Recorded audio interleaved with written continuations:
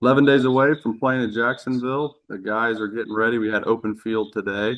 We just finished a three-game series. We played Friday, Saturday, and Sunday. Three nine-inning games, lined up pitching, competed a lot. I would say every starting pitcher is about 70 pitches right now. Every hitter's had about 25 live at bats leading into the season. So we're getting going here pretty quick. Ryan, you can go ahead. Steve, how are you? Doing great. How are you, Ryan? I'm good. So let's just start with the health of your team. Anything pop up in the preseason that is worth noting? How's everybody doing so far? They're doing great. Max Yell had Tommy John this fall, so he was a key contributor last year. Left-handed pitcher that would have had a big role for us this season, but we knew that he'd be out for this season starting in the fall. So he was our key, kind of a major loss for us. Kyle West got hit by a pitch on Saturday in the wrist, but I think he's doing better. He didn't play Sunday and he's out today, but I think he should be fine by the time the season rolls around. But other than that, we're in really good shape, which is one of the healthiest we have been going into a season. Justin, go ahead. I think you're muted, Justin. Sorry, Bob. I'm just figuring this out too. Did you get the snow off the field finally? The snow is still there, but it's almost all gone. We had some assistants that were shoveling some snow, but the fair territory is completely melted. Snow is out of fair territory. For the first couple of weeks, we had snow piles that were covering a lot of the right field and left field lines, but we've played a ton with or without the snow.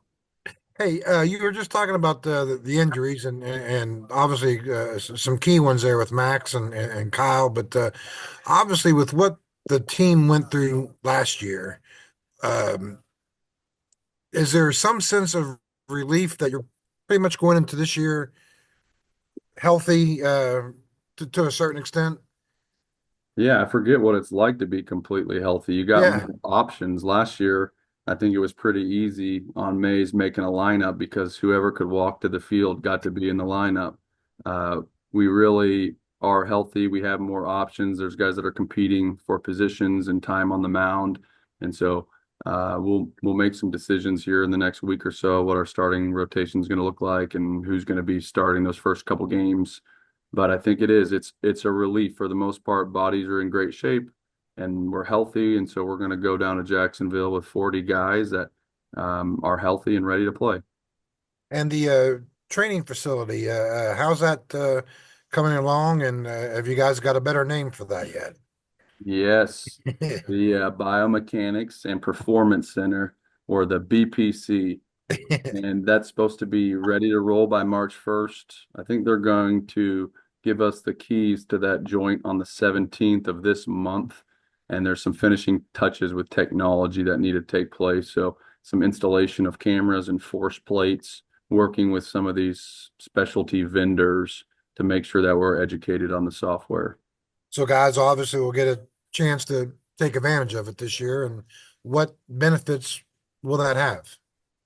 Probably not a ton when it comes to the biomechanic piece or the human performance piece. That's usually kind of a longer process of development. You got to make sure you collect the data, then understand the data, and then make that data actionable. So actually being able to speak to 18 to 22-year-olds about how to make some adjustments with that. So in the season, when that gets here, it's more about playing, competing. But when Yeah. it's raining and snowing, to have a facility that you're covered and actually be able to work, have our guys be able to train in there. It happens quite a lot where we'll be preparing for a game and it's raining or it's snowing or it's tough weather. And so just having a warm indoor space to be able to prepare for a game or to practice at night is very beneficial. So we'll see the benefits of it right away, but we probably won't put all of that technology to use fully until the fall of next year. Thank you, Coach. Kevin, go ahead. Hey Steve, how's it going? How you doing, Kevin? Not bad at all.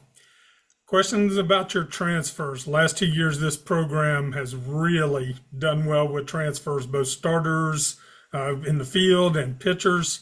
So, of your transfers coming in this year, who do you see competing for spots, either one of those places or relief pitchers? Do you see that continuing in 25? I do. We have some really special transfers on the mound that I'm really excited about. Griffin Kern, he's a left-handed pitcher from Quincy, Illinois. He's a senior this year. And I think if you looked up the numbers, Griffin has more innings pitched than maybe 80 or 90% of our team combined. I think he has over 220 college innings under his belt. So just extremely mature, experienced left-handed strike thrower. And in college, if you can put old guys on the mound that handle their heartbeat and throw strikes, you got a chance. So really excited about him. Derek Clark was similar to that mold. He was a left-handed bulldog that threw strikes with a lot of experience, and they both pitched in the Cape Cod League before coming here, and that's what Griffin Kern did as well. So I'm excited about him.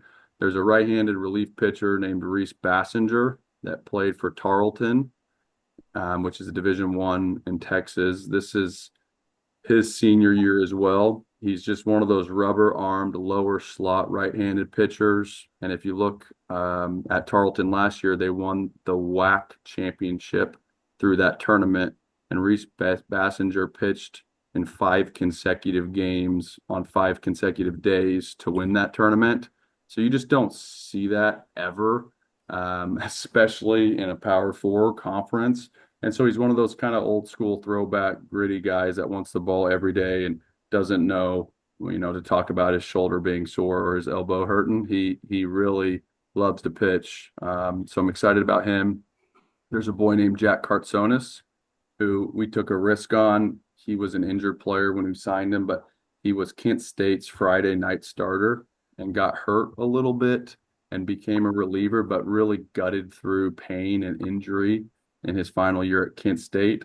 He had surgery this summer, and so we signed a player that maybe some question marks on health, but he's came back healthy, and hopefully our bet pays off because he's just a great worker, great kid. He's a senior as well. So we lost 75% of our innings last year to the draft, and so we replaced that with some transfer portal, more experienced, older pitchers. And I'm guessing you're not ready to name, your weekend starters, anything like that yet, but about how many players will be competing for that as you start the season to get into those regular roles? Yeah, I think we probably started with maybe 10. My theory is always when you start this fall, you need to legitimately think that you have 8 starting pitcher candidates, not freshmen with good arms, but 8 guys that you think could start for you on a regular basis, because you end up needing 4 per week if you play 3 game sets in a midweek. And so right now, I think that's been whittled down probably to 6 or 7 legitimate starting candidates for us. And so like where we're at, some of those freshmen that you don't bank on early when you do, when you're recruiting, those guys oftentimes come on late. When I think of a guy, from years ago, like a Ryan Bergert, who we didn't see his best baseball until the Big 12 tournament freshman year. We have some of those guys in the wings that I think can develop into that. But right now, we're probably at 6 or 7 players that would be legitimate options for this opening weekend to start games on the mound. Mike, go ahead. Hey, Coach, how you doing? Good. I just have a couple for you. I know you talked about this at your intro presser, but you're getting some national recognition now. You're on some lists, some top 25s, things like that. It's a little different than when your predecessor took over, where he was kind of building up. Is this something at all that you address with the team on the expectations and trying to follow up last year? And do you feel any pressure of that? And then my second question, is there anything just in general, I know you maybe don't want to give away too much to opponents, that Mountaineer fans can expect from you that maybe would be different than Coach Mazey? Hall of Fame coach, obviously you were on the staff, but you're a different man. You're going to do it your own way, I'd imagine. Any differences in your style or technique or moves that you may make that you kind of can tip off the fans? Yeah, I think to answer your first question, definitely have some expectations That's awesome. We talk about it at our team all the time. Just expectations, outside noise, external opinions, all those things are reality. I think some of those polls and the rankings are flattering. It means that the program's doing well. Nowadays, it's kind of like Arizona State winning the conference in football. Pretty much nobody knows if we're good or not. We replaced half our team from last year with transfer portals and incoming players. So over 50% of our roster is new guys. And so it's just a massively different team. We have a lot to prove. But in general, I think it's flattering because coaches in the league are saying the program's been trending in the right direction for years. We like their coaches. We like their players. We like their style of play. We think they have the resources necessary to be competitive. So those things are nice with the publications.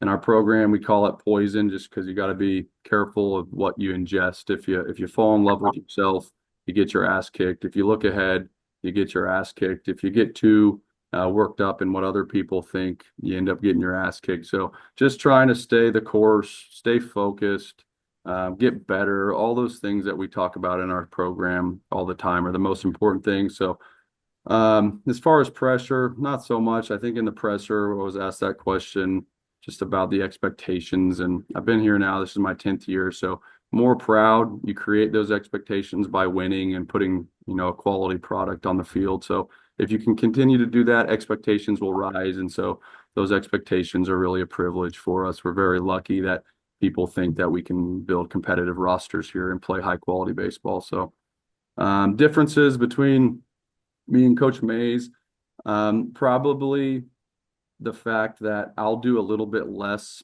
on the field. Coach Mays, he grew up in an era where he had done so much. He'd been a pitching coach at a high level. He'd been a hitting coach at a high level. He'd been an outfield coach at a high level. He was a two-way player in college. He was a pitcher in professional baseball. He had done everything on the field. And so when he got here, coaching staffs were smaller. He really relied on his own experience and skills a ton because Coach Mays, he called pitches, ran the offense, he made bullpen decisions. He really ran the game.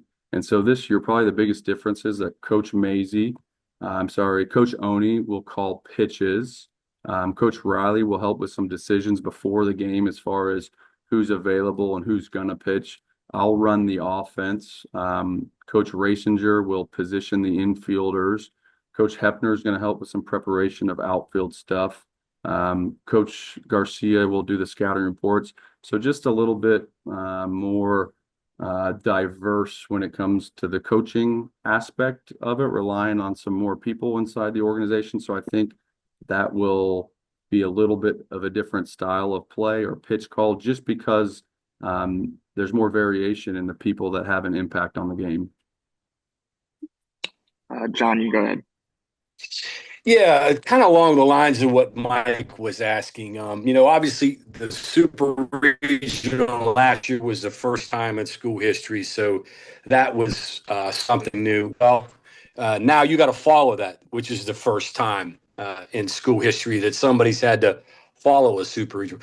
Have you thought about that at all, and what that means for you as a coach and this is a program? I think it's momentum.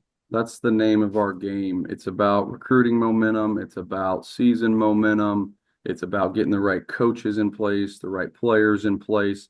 And so when I first got here, you were scrapping for momentum. I remember talking about the fact that we played in a Big 12 championship game of the tournament. And that's what I was selling on the phone. Hey, we got to the Big 12 tournament championship game. We didn't win it, but we got there, right? And we got a new stadium going, and we're going to build a weight room, and you're going to have some cages. And we were talking about this indoor 10 years ago that we built, and we got a meal room coming. And Alec Manoa, who's a top 100 player, he chose West Virginia. And so it's all momentum. And so I think that super regional is something that you grab onto and you sell, and you try to continue that momentum, and you keep getting better from that momentum.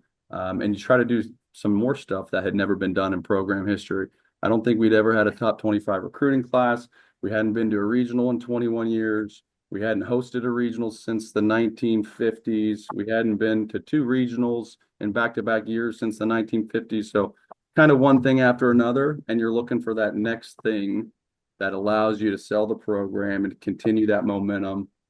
And the truth is, I wouldn't tell a 16-year-old recruit this, but the truth is on the scheme or on the scale of nationally with baseball programs, we haven't accomplished a lot. We hadn't been to Omaha.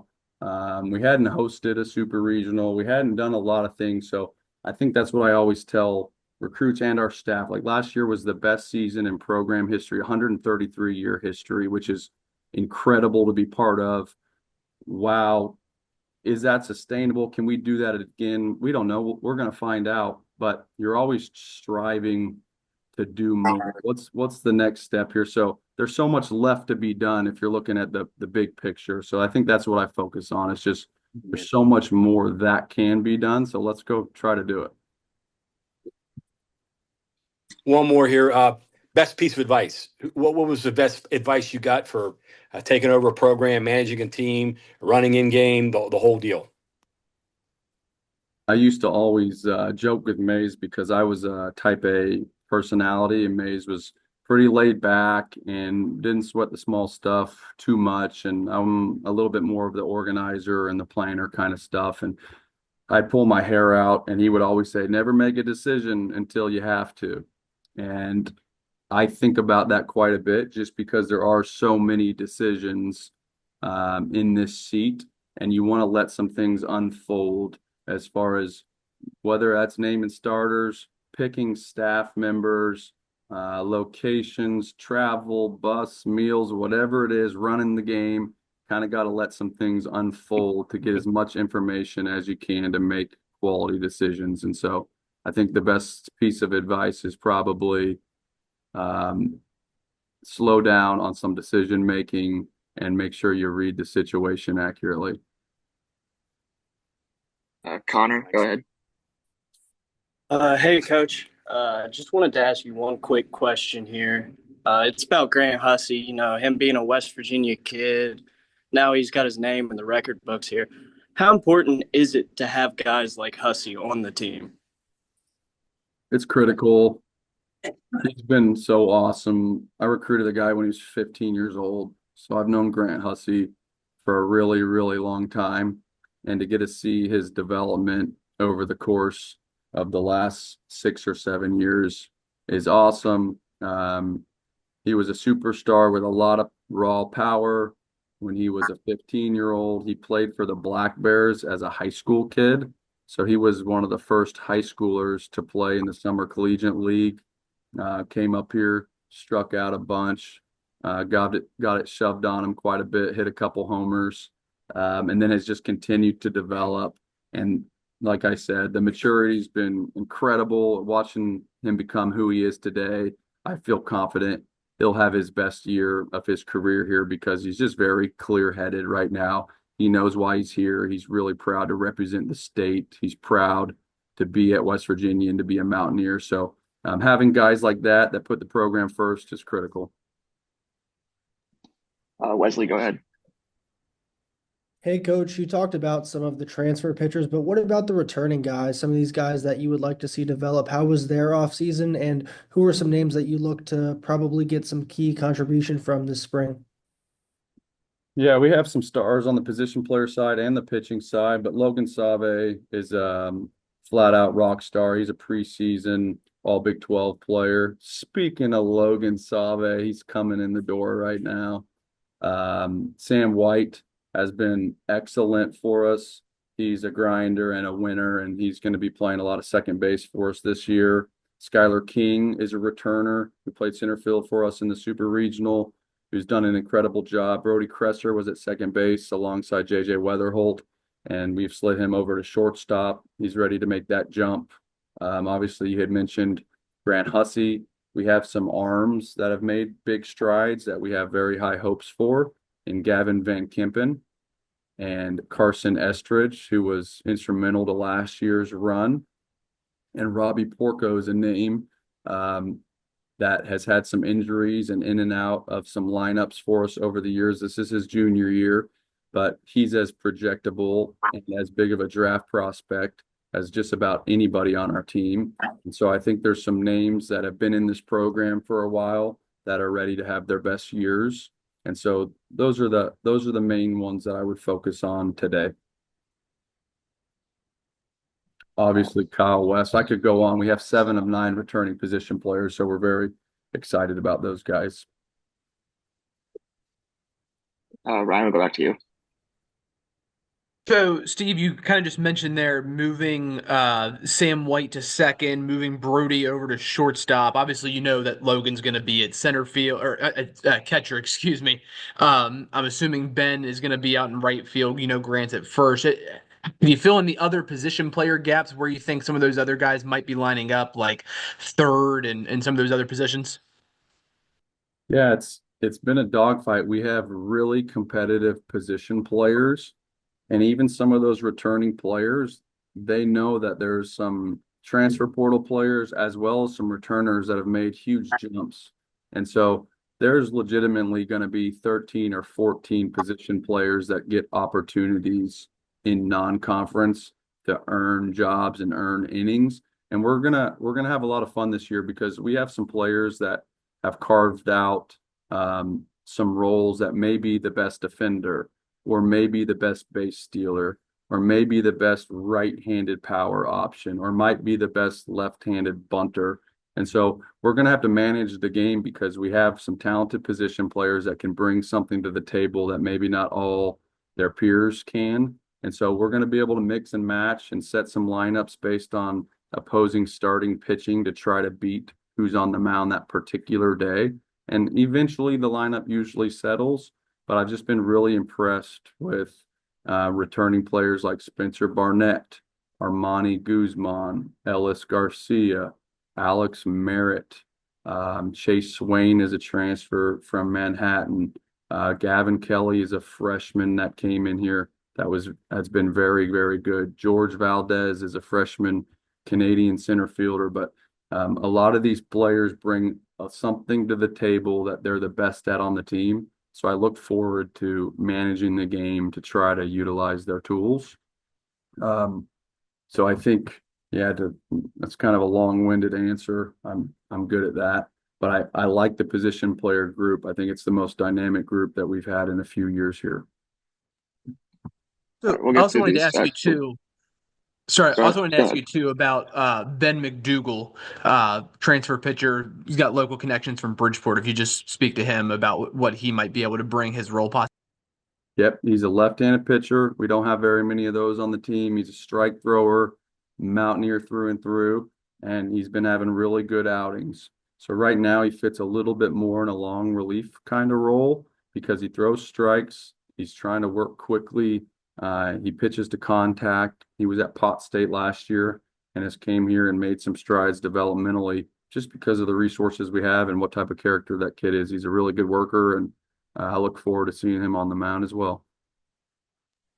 All right, we'll get to these last 3 questions with your hands raised. Kevin, we'll go back to you. Coach, last year your lineup went from a hitting lineup, went a little bit more toward the power side of the equation. I know that wasn't necessarily a goal, it's just met the needs of what your lineup was.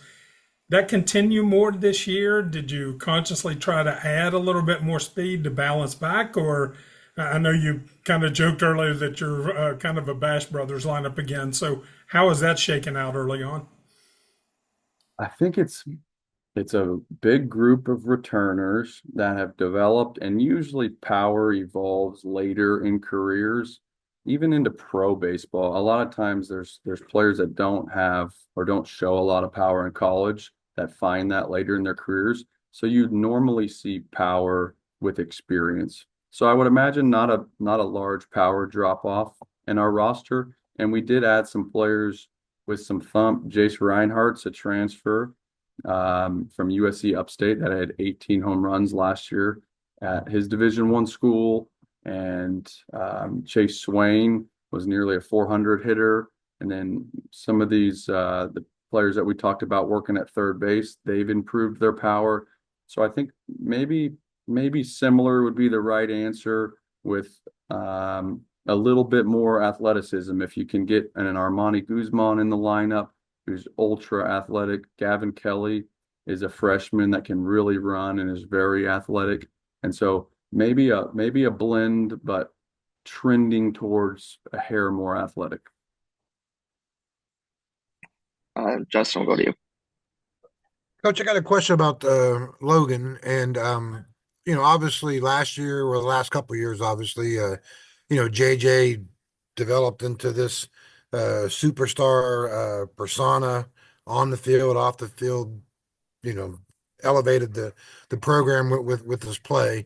Um, Logan now has to kind of follow him, and not to compare the two, but I mean, do you see any kind of that stardom kind of play in Logan? And what's it going to be like for him being, the guy the year after the guy, so to speak?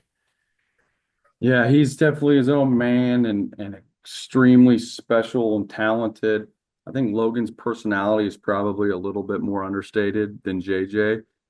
He also is a catcher, so he's of that Yeah. service leadership kind of mentality. He says less and does more. And then you look up after knowing him for a month and you're like, that might be the most consistent worker and person that's on this team. So it's just that day in and day out. He doesn't want the limelight. He doesn't look for attention. And I think that's probably what part of the reason why he's so good is because he's literally trying to highlight the pitcher for that day. He's trying to make the pitcher have their best day of their career on the mound every time. So it's just that selfless, humble, rock solid mountaineer attitude.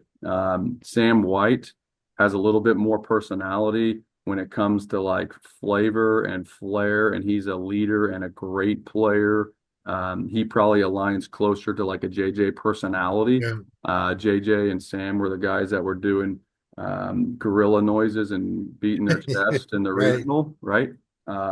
So Logan is probably like an understated superstar. If you think like Adley Rutschman, that you're like, that's just the best player on the team. If you think Mike Trout, that kind of player where I don't know if he sells the most shoes on the team, Sure. but he's just the best guy on the team. If he, if obviously with Logan being a catcher, I know a lot of baseball strategists, if he's your best hitter, then maybe try to get him somewhere else where there's less wear and tear being a catcher. Your thoughts on that? Because obviously he's got a pretty good stick with him. I mean, Yeah, I think that's definitely something that we need to consider. And um, he got hit in the knee with a fastball at Western Kentucky last year and broke yeah, his kneecap, and then came back as soon as possible and basically caught every day he possibly can. yeah, We were lucky. So Sam White has caught for us really well, and Gavin Kelly. Both those players are high-end players, and they can both catch. So that's going to give us the possibility for maybe once a week to get Logan off his feet. If I did it more than that, Logan would probably fire me. But I think it's important to make sure that we keep that guy healthy throughout the year, make sure his legs are fresh, and make sure that his bat plays. Thank you, Coach. And Wesley, we'll go to you for the final question for Coach Sabins. Yeah, so going back to your experience that you bring back in your lineup, how important is it not only the experience, but the big time at bats per se, in terms of getting a lot of these guys experience in the super regional as well as the regional, and how that can kind of help when you get into big moments this year? It's a great question, and it's huge. I think the heart rate is probably the most important thing when we're talking about young guys in the season. Usually by the end of the season, they're adjusted, but these aren't professional players yet. And whoever can handle their emotions consistently win. And that's part of the reason Logan is such a star. It's just there's no peaks and valleys, there's no heart rate. And so those at bats and those big moments sometimes can make other moments not feel like a big deal because if you've had an at bat with the season on the line, with your head coach's career on the line in the biggest games in program history, in the best season in program history, sometimes the bases loaded at bat doesn't feel like quite as big of a deal. And baseball, if you can relax and let your skills take over, you have a good chance of being successful.